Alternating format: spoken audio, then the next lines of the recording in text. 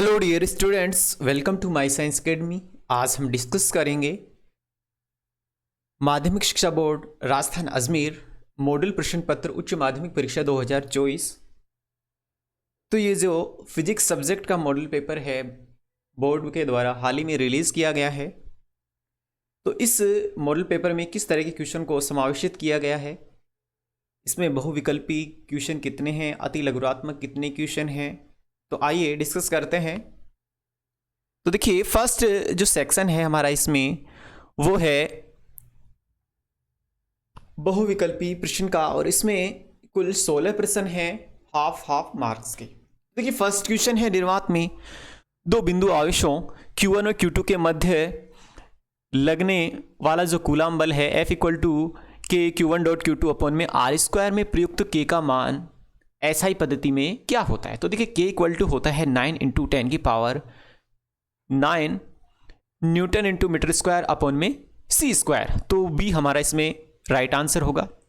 Second question इसमें पूछा गया है विद्युत क्षेत्र एवं विद्युत विभव में सही संबंध क्या होता है। तो देखिए, ये हमारे पास होता है E equal to minus gradient V, या इसे हम कह सकते हैं E vector equal to minus gradient V या माइनस dV अपॉन में dr, जिसको हम विभव प्रवणता या विभव में परिवर्तन की दर, यानी कि जो विभव में परिवर्तन की ऋणात्मक दर होती है उसे हम विभव प्रवणता कहते हैं। तो नेक्स्ट देखिए, गतिशीलता का एसआई पद्धति में मात्रक क्या होता है, यानी कि मोबिलिटी का एसआई पद्धति में मात्रक क्या होता है। तो ये होता है मीटर स्क्वायर अपॉन में v इंटू एस। नेक्स्ट देखिए, विद्युत धारा व अपवहन वेग vd में संबंध हमको व्यक्त करना है। तो देखिए, जो अपवहन वेग है उसको हम vd से व्यक्त करते हैं, तो ये होती है I equal to n e A vd, यानी कि द ऑप्शन हमारा राइट होगा इसमें। फिफ्थ क्वेश्चन हमारा एक न्यूमेरिकल इसमें पूछा गया है कि 10 सेंटीमीटर त्रिज्या व 100 फेरो वाली कुंडली में 1 एम्पियर की धारा प्रवाहित हो रही है, तो कुंडली के केंद्र पर चुंबकीय क्षेत्र का परिमाण होगा। तो देखिए, हम जानते हैं कि म्यू इक्वल टू होता है NIA।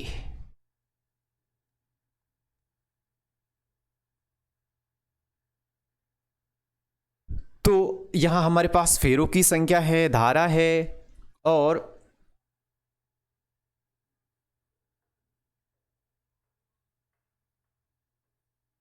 जो कुंडली का क्षेत्रफल है वो A equal to pi r square. तो ये वैल्यू हम इसमें पुट करके यहां से हम इसका मान निकाल पाएंगे। जो हमारा चुंबकीय क्षेत्र का परिणाम है, इनका गुणनफल हमारे पास आ जाएगा। अब इसमें नेक्स्ट क्वेश्चन क्या दिया गया है। तो देखिए, नेक्स्ट क्वेश्चन इसमें शुद्ध प्रतिरोधकीय परिपथ का शक्ति गुणांक क्या होता है। तो देखिए, जो शुद्ध प्रतिरोधी है परिपथ, यानी कि प्योर रेजिस्टिव सर्किट होता है, उसके लिए शक्ति गुणांक 1 होता है, क्योंकि जो इसकी रिएक्टिव पावर होती है वो 0 होती है। नेक्स्ट क्वेश्चन है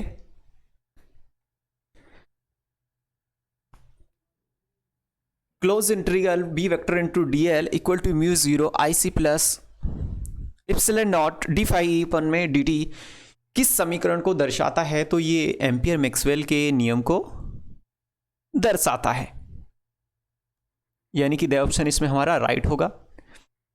नेक्स्ट देखिए, एक उत्तल दर्पण की फोकस दूरी यानी कि F की वैल्यू दी है 14 सेंटीमीटर, इसकी वक्रतर त्रिज्या क्या होगी। तो देखिए, हम जानते हैं कि F इक्वल टू होता है R/2। तो यहां से हम वक्रता त्रिज्या निकालेंगे तो R आ जाएगी 2F, यानी कि 18 सेंटीमीटर।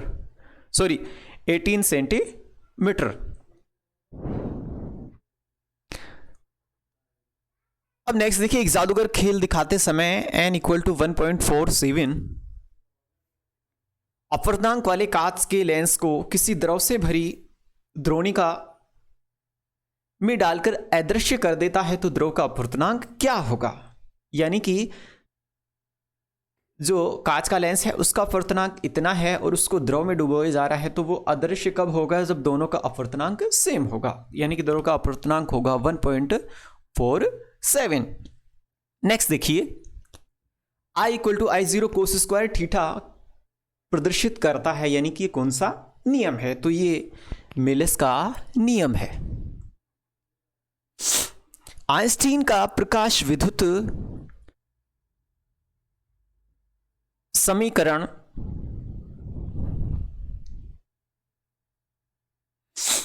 कौन सा है? तो देखिए ये होता है h nu equal to half mv² minus five zero. चूंकि यहां से जो हमारा 50 है उसकी वैल्यू होगी एस न्यू 0, तो इसको हम इस तरीके से भी हम लिख सकते हैं कि S nu minus S nu 0 equal to half mv² maximum, और 1/2 mv² को हम लिख सकते हैं ई से, यानी कि ई इक्वल टू ये भी हो सकता है हमारा ई इक्वल टू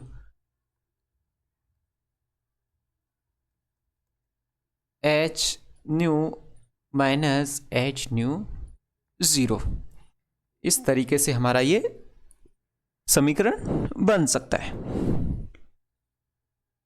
तो देखिए नेक्स्ट है सीजियम का कार्यफलन 13.24 इलेक्ट्रॉन वोल्ट है, तो सीजियम की दहली आवर्ती क्या होगी? तो देखिए हम जानते हैं जो कार्यफलन है उसके लिए हमारे पास फॉर्मूला है phi equal to h nu. H हमारा प्लांक्स कांस्टेंट है जिसकी वैल्यू होती है 6.62 इंटू 10⁻34, और न्यू हमारी आवर्ती होती है दहली आवर्ती। अगर यहाँ हमारे पास तरंग दैर्घ्य दी हुई होती है तो न्यू इक्वल टू होता है C/λ, वो भी हम यहाँ यूज कर सकते हैं। नेक्स्ट देखिए, अच्छा जो भी दहली आवर्ती हमारी आएगी वो किस में आएगी? हर्ट्ज में। तो जब इसको हम सोल्व करके देखते हैं तो ये 3.2 इंटू 10⁻15 हर्ट्ज आई। नेक्स्ट देखिए, हाइड्रोजन परमाणु की nवीं कक्षा की त्रिज्या Rn किसके समानुपाती होती है? तो देखिए यहाँ हमारे पास जो रिलेशन होता है कि इसकी त्रिज्या के लिए Rn समानुपाती n² में z होता है। अब जैसे हाइड्रोजन परमाणु के लिए z का वैल्यू होगी 1। नेक्स्ट देखिए, एक परमाणु द्रव्यमान मात्रा के समतुल्य ऊर्जा है, तो ये होती है 931 मेगा इलेक्ट्रॉन वोल्ट, और यदि एग्जैक्ट पॉइंटों में लें तो ये आएगी 931.5 मेगा इलेक्ट्रॉन वोल्ट। हाइड्रोजन परमाणु की निम्नतम अवस्था में ऊर्जा -13.6 इलेक्ट्रॉन वोल्ट है। इस अवस्था में इलेक्ट्रॉन की स्थितिज ऊर्जा होगी। तो देखिए जो काइनेटिक एनर्जी है वो होती है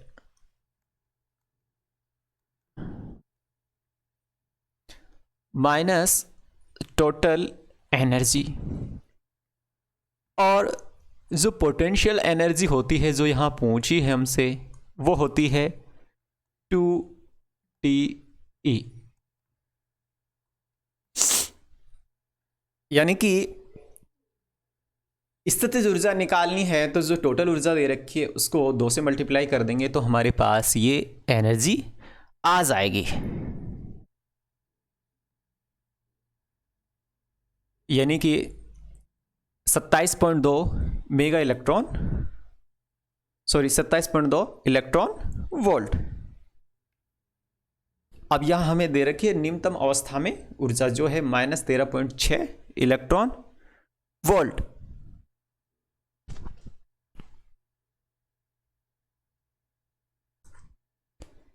नेक्स्ट देखिए, कार्बनिक यौगिक अर्धचालक है, तो ये है एंथ्रासीन। अब आगे देखिए कुछ यहां रिक्त स्थान है और ये रिक्त स्थान भी हाफ मार्क्स के हैं। तो देखिए समरूप विद्युत क्षेत्र में द्विध्रुव आघूर्ण यानी कि द्विध्रुव है उसके कारण जो बलागुण है उसका अधिकतम मान क्या होता है, यानी कि P व E के बीच का कोण क्या होगा। तो देखिए ये होता है tau equal to PE sine theta, tau equal to PE sine theta. अब दोनों क्या है, ये P और E क्या है, सदिश है, यानी कि यहां हम ऐसे सदिश का चिन्ह इसमें लगा सकते हैं। अब साइन थीटा का मान यदि 90 डिग्री होगा तो यहाँ पर, यानी कि थीटा का मान 90 डिग्री होगा, तो हमारे पास ये जो टो है इसकी वैल्यू मैक्सिमम आएगी, यानी कि 90 डिग्री एंगल। किसी चालक का प्रतिरोध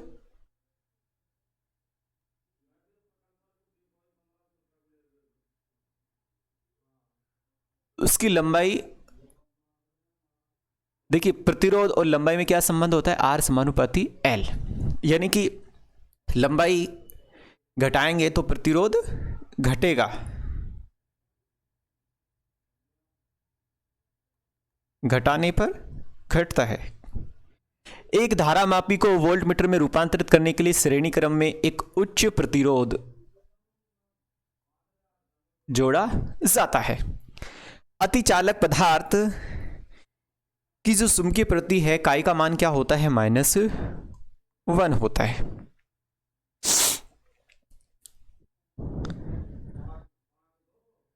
प्रत्यावर्ती धारा का वर्ग माध्य मूल मान उसके शिखर मान का कितना होता है। तो देखिए ये रिलेशन होता है IRMS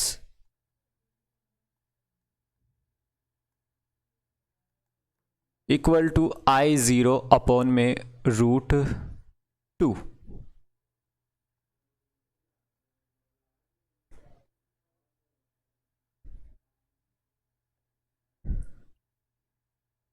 जब प्रकाश सघन माध्यम से विरल माध्यम में गमन करता है तो आपतन कोण जिसके संगत अपवर्तन कोण 90 डिग्री होता है उस माध्यम युगल के लिए क्या कहलाता है। तो इसे हम कहते हैं क्रांति कोण, क्रिटिकल एंगल। क्रांतिक कोण होता है ये।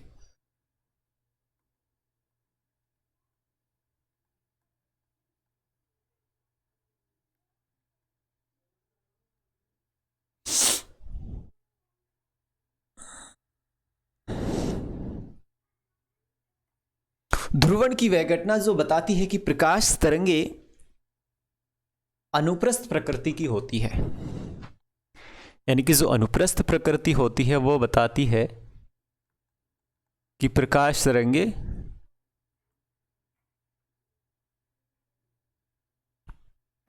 नेक्स्ट है देहली आवर्ती पर निरोधी विभव अंतक विभव का मान कितना होता है।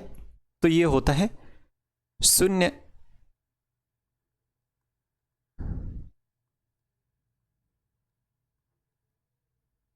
नाभिक की खोज किसने की थी, नाभिक की खोज की थी रदरफोर्ड ने।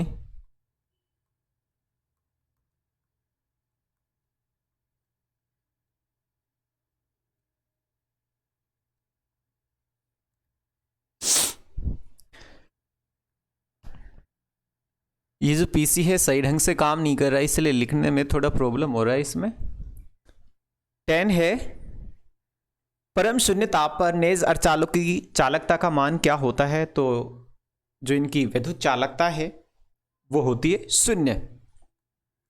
नेक्स्ट देखिए, किसी एकल धनावेश q इज ग्रेटर देन 0 के लिए समविभव पृष्ठ बनाइए। तो देखिए समविभव पृष्ठ क्या होता है, किसी बिंदु आवेश के लिए, जैसे कि ये कोई पॉइंट है और उसके चारों ओर ऐसे हम सर्किल बनाएंगे जिनकी त्रिज्या समान होगी, ये आपस में टच नहीं करेंगे। तो जैसे ये फील्ड इलेक्ट्रिक फील्ड लाइन है ऐसे होंगी, ऐसे ये लंबवत। अब जैसे ये इन दोनों के बीच में जो स्पेस है वो समविभव पृष्ठ कहलाता है, यानी कि जो समविभव पृष्ठ होता है इसके प्रत्येक बिंदु पर विभव का मान समान होता है। अब नेक्स्ट देखिए, अर्धचालक के लिए प्रतिरोधकता रो व टी में ग्राफ बनाइए। तो देखिए ग्राफ कैसा आता है, ये रो और टी ये हमारा रो है,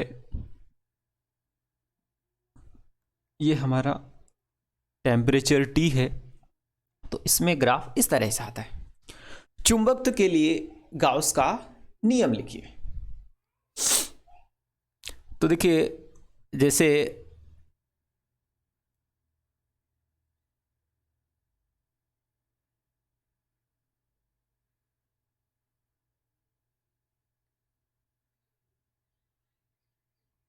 B into DS equal to mu 0 summation M। अब ये देखिए, क्योंकि जैसे जो चुंबक होती है तो उसमें एकल ध्रुव संभव नहीं है, तो इसलिए जो हमारा ये वाला हिस्सा है वो क्या हो जाता है, शून्य हो जाता है। इसलिए यानी कि integral B vector into DS equal to क्या होता है, 0। नेक्स्ट देखिए, लेंस के नियम के द्वारा किस संरक्षण नियम का पालन होता है। तो जो लेंस का नियम है ये इस तरीके से होता है कि ये अपने उत्पन्न होने के कारण का विरोध करता है और ये ऊर्जा संरक्षण के नियम को बताता है। प्रकाश तरंगों के संपोषी और विनाशी व्यतिकरण के लिए आवश्यक शर्तें हमें बतानी है। तो देखिए, इसमें दो तरीके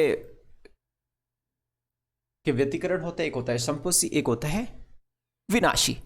तो देखिए, यहां मैं लिख सकता हूं इसकी दो कंडीशन होंगी कि एक तो x इक्वल टू होगा n लैम्बडा, ये तो है संपोषी के लिए।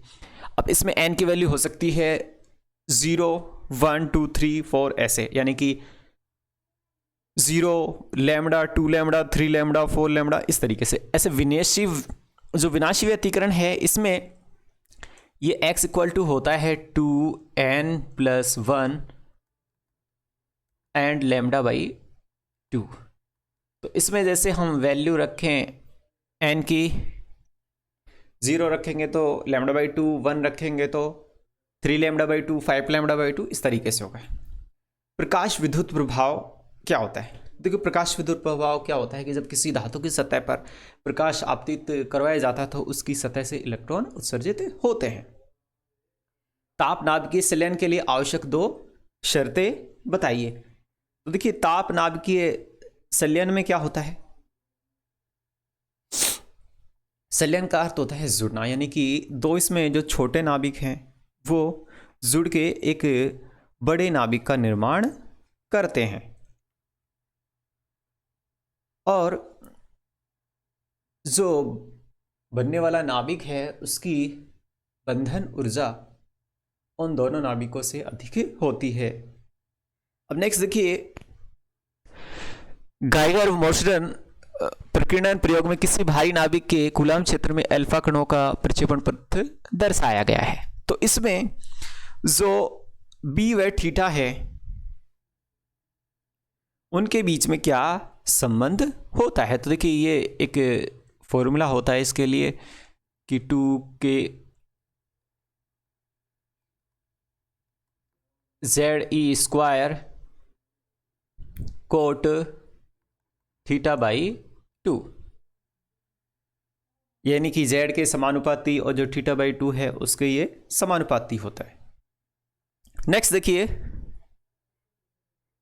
एक समांतर प्लेट संधारित्र की प्रत्येक चालक प्लेट का क्षेत्रफल a है, उनके बीच पृथक्कन दूरी d है, इसकी धारिता का सूत्र उत्पन्न कीजिए। तो देखिए, यदि इनके बीच कोई माध्यम नहीं है तो जो इनकी चालकता है उसके लिए फॉर्मूला आता है इप्सिलॉन नॉट a अपॉन में d। और जब इनके बीच किसी परावर्तकांक की कोई प्लेट लगी होती है तो इसमें एक मल्टीपल में आ जाता है एप्सिलॉन r। तो ये हो जाता है C equal to epsilon r epsilon nought a by t, जहां जो चालक प्लेट है उसका क्षेत्रफल a होता है, d इनके बीच की दूरी होती है। देखिए 5 है 10 वोल्ट तथा नगण्य आंतरिक प्रतिरोध की बैटरी एक घनीय परिपथ जाल के विकर्णता सम्मुख कोणों से जुड़ी है। परिपथ जाल में 2 ओम के 12 प्रतिरोधक हैं। परिपथ जाल का समतुल्य प्रतिरोध ज्ञात कीजिए। तो इसमें जो घन के सिरों पे 12 प्रतिरोधक जुड़े हैं, 10 वोल्ट की बैटरी जुड़ी है, तो इनका जैसे सर्किट बना के और फिर जैसे इसमें धारा वगैरह का हमें मान निकाल के और इस घनीय परिपथ को जब हम सरल करेंगे तो फिर हमारे पास लास्ट में जो तुल्य प्रतिरोध ज्ञात हो जाएगा। नेक्स्ट क्वेश्चन देखते हैं। किसी बाह्य चुंबकीय क्षेत्र में प्रतिचुंबकीय तथा अनुचुंबकीय पदार्थों के लिए चुंबकीय क्षेत्र रेखाएं खींचिए। तो देखिए प्रतिचुंबकीय के लिए देखें तो इसके लिए हम जो चुंबकीय बल रेखाएं हैं वो कुछ इस तरह से पास करेंगी।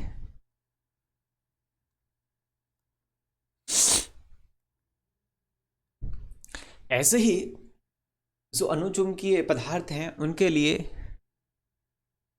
ये इस तरीके से होती है।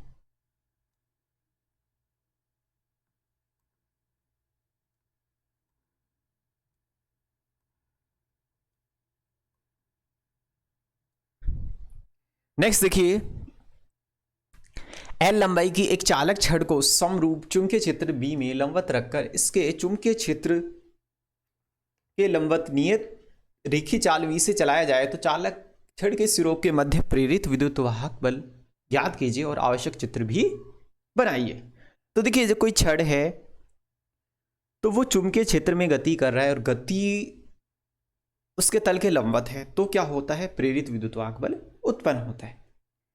अब चूंकि जो प्रेरित विद्युत वाहक बल है उसको हम ज्ञात कर सकते हैं फैराडे के विद्युत चुंबकीय प्रेरण के नियम से,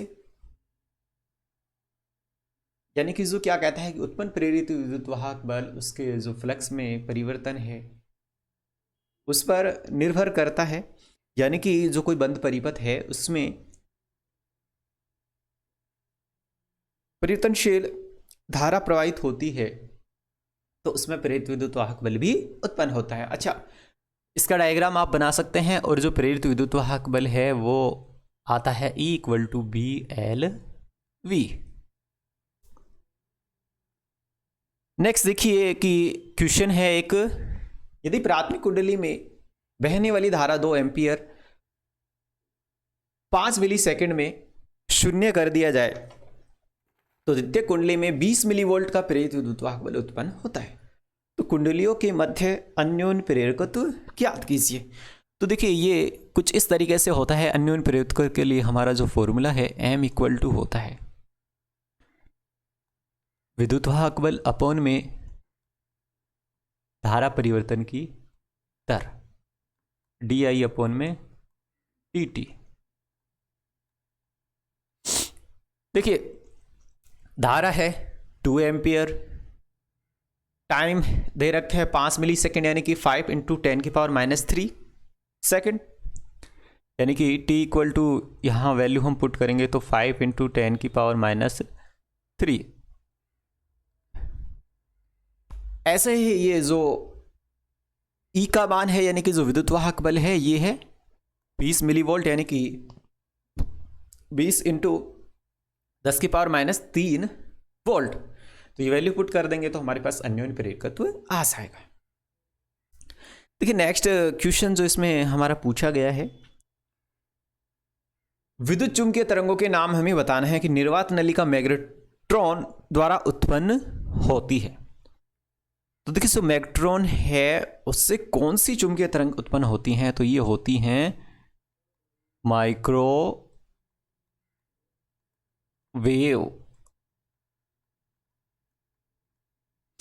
ओजोन परत द्वारा अवशोषित कौन सी होती हैं, अल्ट्रावायलेट यानी कि यूवी रेज।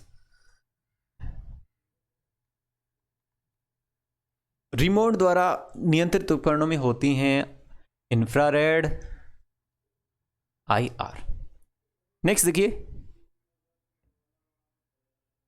किसी 20 सेंटीमीटर फोकस दूरी के उत्तल लेंस के संपर्क में रखे 30 सेंटीमीटर फोकस दूरी के उत्तल लेंस के संयोजन से बने संयुक्त लेंस की फोकस दूरी क्या है? क्या तंत्र अभिसारी लेंस है या अपसारी लेंस है? तो देखिए, हम जानते हैं कि जो कन्वेक्स लेंस होता है यानी कि उत्तल लेंस होता है, उसकी फोकस दूरी होती है प्लस में, यानी कि f इक्वल टू +20। ऐसे ही जो अवतल लेंस होता है उसकी फोकस दूरी होती है नेगेटिव में, यानी कि ये -30 है। अच्छा, इनके लिए जो संयुक्त लेंस है उसकी फोकस दूरी के लिए फॉर्मूला क्या होता है? ये होता है 1/f equal to 1/f1 plus 1/f2। तो इन दोनों की वैल्यू हम पुट करते हैं और जब इसको हम सोल्व करते हैं तो ये हमारे पास आएगा f इक्वल टू 60 सेंटीमीटर। चूंकि प्लस में आ रहा है, प्लस में आ रहा है, तो ये कैसा सिस्टम है? ये कन्वेक्स यानी कि उत्तल लेंस वाला सिस्टम है।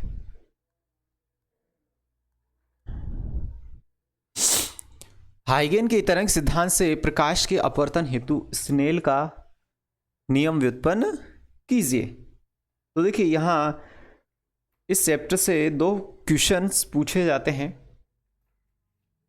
जो हाइगेन का तरंग सिद्धांत है उसके द्वारा अपवर्तन की व्याख्या, एक होता है इसके द्वारा परावर्तन की व्याख्या।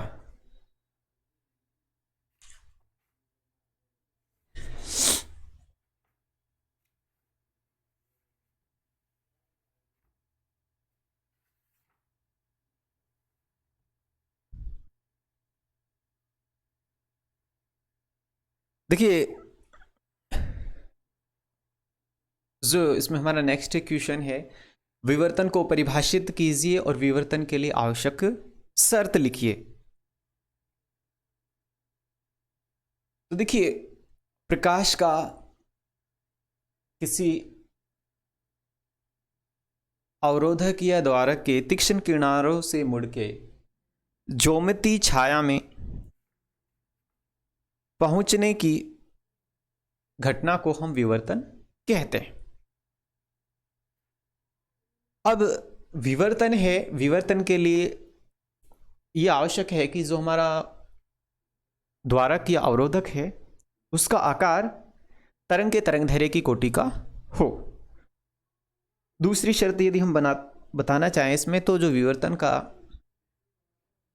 प्रतिरूप है केंद्रीय उच्चिष्ट के दोनों ओर एकांतर क्रम में काले व चमकीले रंग के प्राप्त होते हैं, और जो तीव्रता है केंद्रीय उच्चिष्ट की तुलना में घटती जाती है।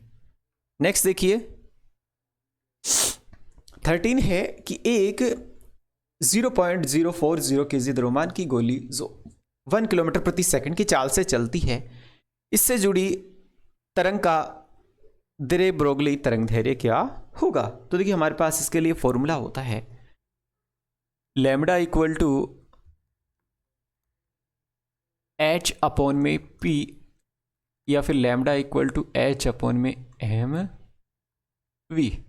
h 6.62 इंटू 10⁻34, m 0.040, v क्या है 1 किलोमीटर पर सेकेंड। तो इसकी वैल्यू पुट कर देंगे तो हमारे पास ये आंसर आ जाएगा इसका 1.65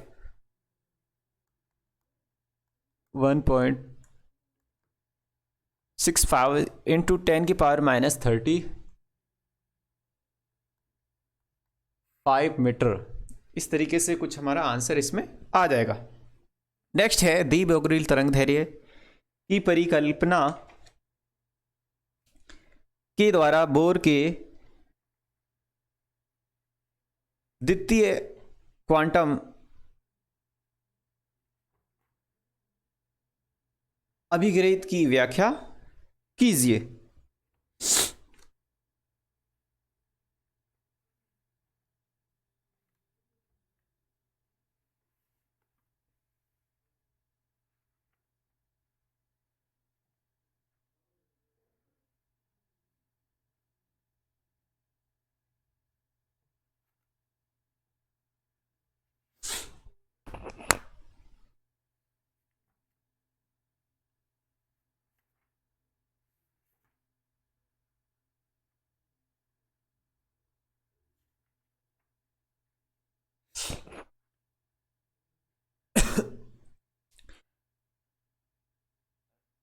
तो जो हाइड्रोजन परमाणु के लिए बोल ने दो अभिग्रहित दिए थे, जिसमें जो द्वितीय अभिग्रहित है वो ये कहता है कि नाभिक के चारों ओर जो इलेक्ट्रॉन है उन्हीं कक्षाओं में घूम सकता है जिनका जो कोणीय संवेग है h/2π का पूर्ण गुणज होता है। इसके लिए इन्होंने जो फॉर्मूला दिया था वो था mvr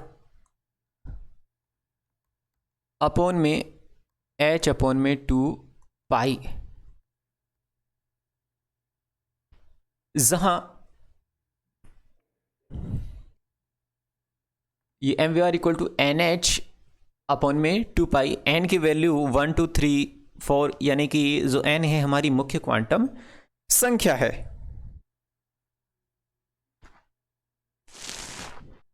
यहां जो हमारी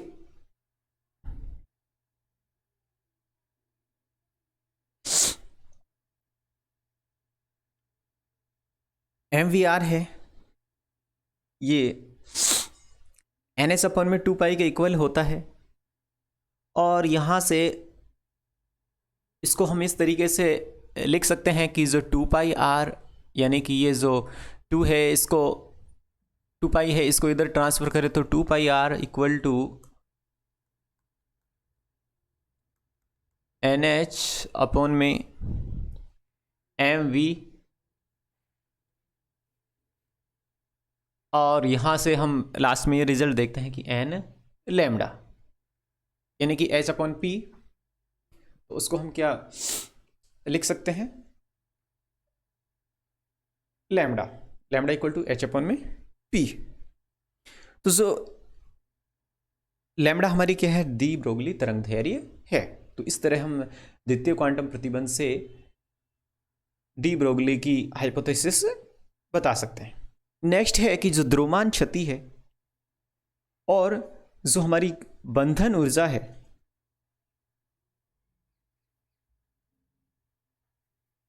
उसको परिभाषित हमको करना है। तो देखिए द्रव्यमान क्षति क्या होती है, कुछ जो नाभिक है उसका वास्तविक द्रव्यमान और उसके संयुक्त द्रव्यमान से कम होता है, और द्रव्यमान में जो अंतर होता है उसको हम द्रव्यमान क्षति कहते हैं।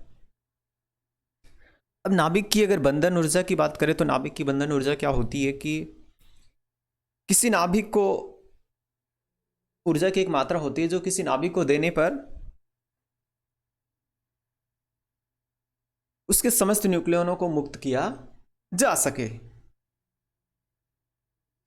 अब यदि किसी नाभिक की बंधन ऊर्जा में न्यूक्लियनों की संख्या को भाग दे देते हैं तो हमारे पास प्रति न्यूक्लियन बंधन ऊर्जा आ जाती है। नेक्स्ट देखिए, विद्युत द्विध्रुव के कारण विषुववृत्तीय तल पर स्थित किसी बिंदु का विद्युत क्षेत्र का व्यंजक प्राप्त कीजिए।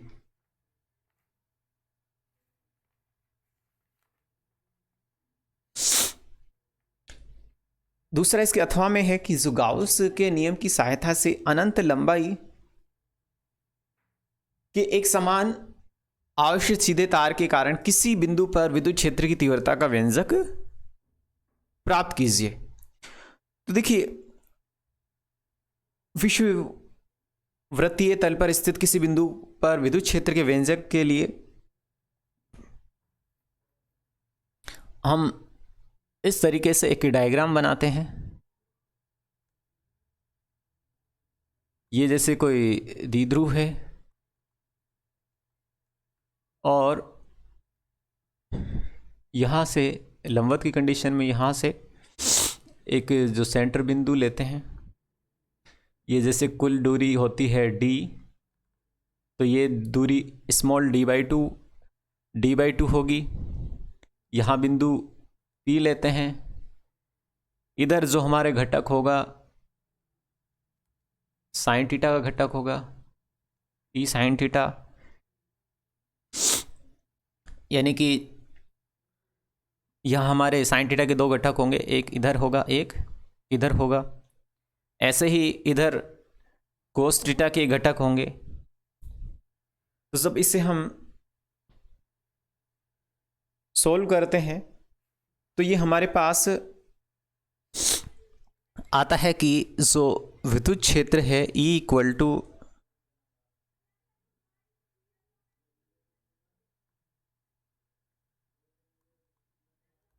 माइनस KP अपॉन में R⁵।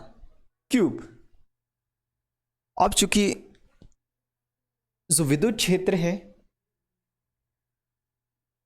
वो हमारे जो द्विध्रुव आघूर्ण की दिशा के विपरीत है, इसलिए हम यहाँ ऋणात्मक चिन्ह शो करते हैं।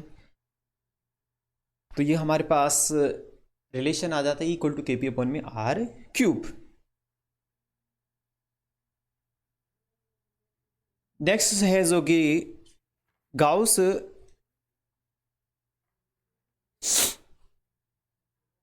के नियम की सहायता से अनंत लंबाई का कोई आवेशित तार है, उसके लिए विद्युत क्षेत्र की तीव्रता का व्यंजक प्राप्त करना है। तो इसमें क्या होगा कि एक अनंत लंबाई का तार होगा इस तरीके से, और इसके चारों ओर हम एक बेलनाकार पृष्ठ की रचना करते हैं।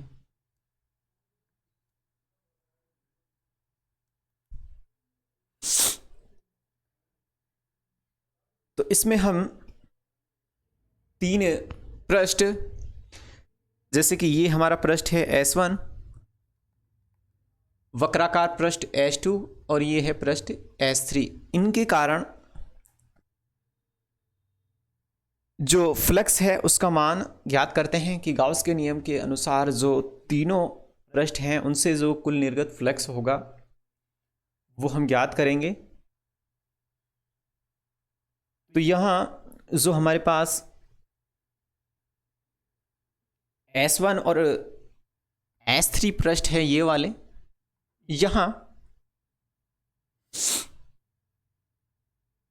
जो फ्लक्स है उसका मान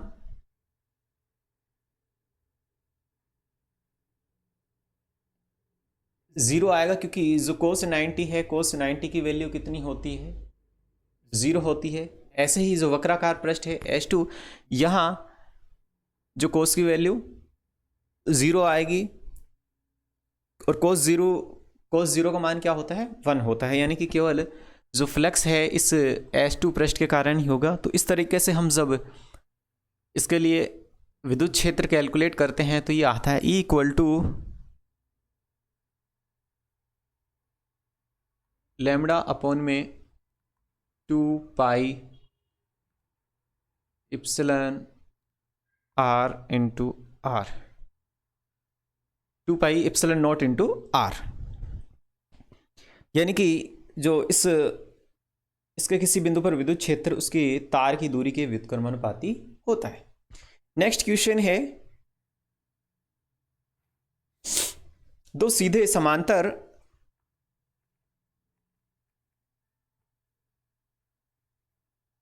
धारावाही चालकों के मध्य इकाई लंबाई पर बल का व्यंजक प्राप्त कीजिए और आवश्यक चित्र बनाइए।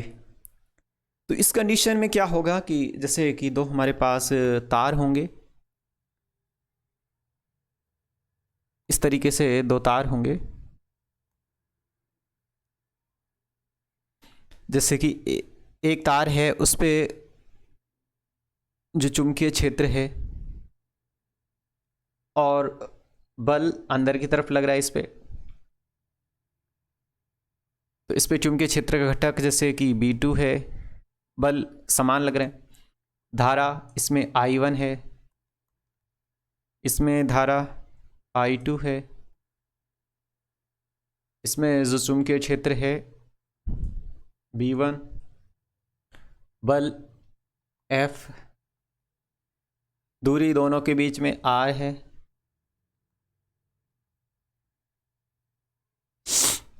तो इस तरीके से जब हम ये इनके बीच में बल के व्यंजक कैलकुलेट करेंगे तो ये जैसे B1 इस तरीके से आएगा कि म्यू नॉट 4 पाई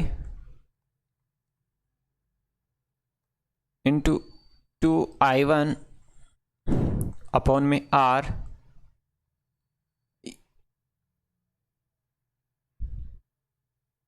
ऐसे ही बल निकालेंगे F2 तो ये आएगा ILB साइन थीटा, यानी कि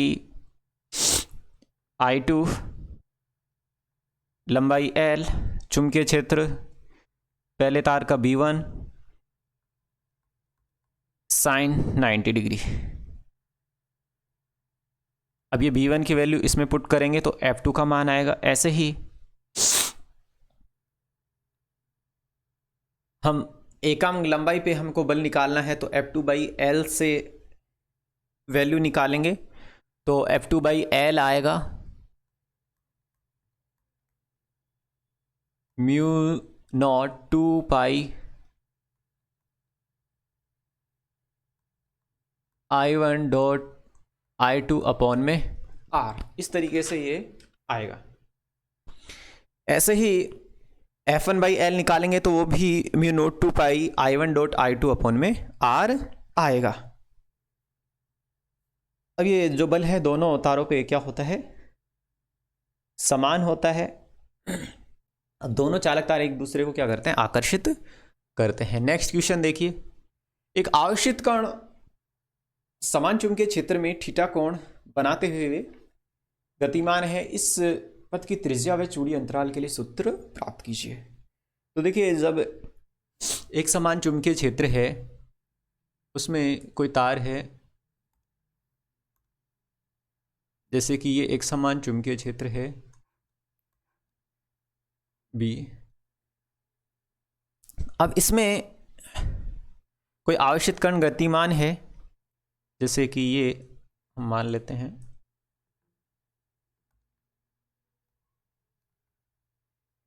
और ये इस तरीके से गति कर रहा है, यानी कि ये हेलिकल मोशन, कुंडलिनी गति कर रहा है। अब इसके जो घटक हैं वो इस तरीके से होंगे, एक तरफ होगा